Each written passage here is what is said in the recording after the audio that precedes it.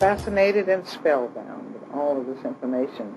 As you know, this show is desperately seeking answers. Hopefully we have a few answers for you, Odell. And I'm sure the audience is seeking answers also. We should be desperately seeking answers, because if there's anyone out there that don't agree with us, that we as a people are in a crisis. I mean, when you see so many of us, and the numbers are growing, our young men and women now. Yes.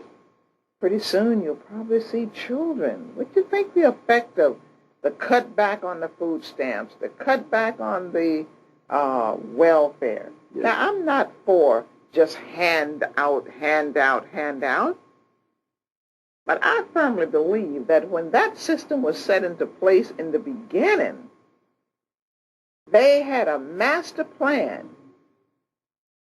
to, what you call, enable a people. For a certain of the time, you just give so freely. Everybody comes to California because, you can just get a check the next day. All you got to do is go down and say, I got 5 kids, 10 kids, 1 kid, Makes you lazy. And on top of that, encouraging the little girl, she have a baby, she get $300. Oh, if I have 2, I'll get 5. I get 6. Yes. That goes on. Yes. But the people at the top know exactly what they're doing. And now they say, we're going to talk to the big corporate America and tell them to give the welfare people jobs. They know that's not going to work in large numbers. Yes. Small numbers, yes. Because there are survivors out there. But you have so many people that's going to be so shocked and figure, where is my check? Yes. They don't understand what's happening. Odell, that's because they don't want black folks to think in terms of nationhood.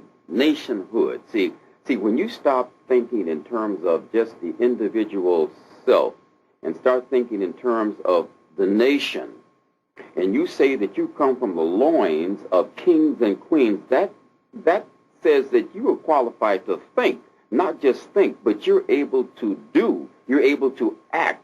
And that has been the historical development of black people. And black people are being lulled to sleep.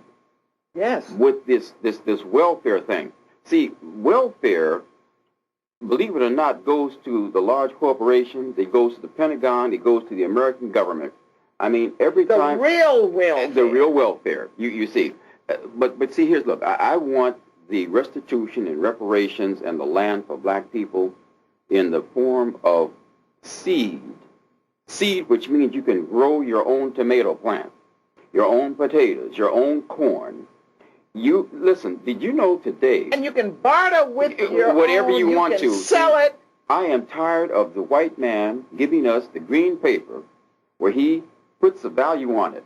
He puts that value on it so strong he can take it and put it on the stock market. Today it's worth $50 million. Tomorrow, once he gets through manipulating the figures, it's worth 10 cents. Now, to show you how that works, there's a Hispanic man, I believe, that has some property downtown. His family has been there for almost 100 years, raised his children, what have you. Here sits this 74-year-old man. The city wants to build a high school next to his property. Now, the property around his property is worth, let's say, $100 million per particle of land.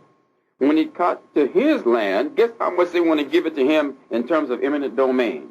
$60,000. And the man couldn't go anywhere for $60,000 and get a comparable piece of property, right. Which means they are stealing his property. That's right. All right. That is what has happened to black folks in America. Black folks have lost their language, their culture, their history. Their families have been torn asunder. The Willie Lynch papers show us that there was a concerted effort on the part of Caucasians, not only in America, but in the Caribbean, where black folks, he says it, that power was to absolutely make black folks slaves for 1,000 years and better. And once they told self-perpetuating. When you freed the man, then you said you perpetuated, and the slave master doesn't even have to be on the scene. That's right. And that's what you see in terms of the young men. You carry out his will. The young men today, they are buying new cars. They're buying clothes that you wouldn't believe, jewelry, and you see them standing around up and down on Crenshaw. Well, now look, a mind is a terrible thing to waste, and I'm a strong advocate of strong black business, and I don't make any apologies for that. That's right. And I say that whenever you see a black man or woman who have labored and toiled and suffered in this country and didn't get reparations, which they are entitled, but managed to open their doors, I say that we should flock to that door before it opens. You are so and support that business. I have grown weary of seeing Brinks trucks take the wealth out of the community and letting people like yourself and others go hungry, and then have the unmitigated gall to have the top honcho in the country say, well, we're going to apologize for feeding syphilis and gonorrhea to people in a university. And 100 years later, you apologize, say, oh, brothers, I'm so sorry. I'm so sorry that I was going to wipe you out and you found out about it. You're right. You know what I'm saying? But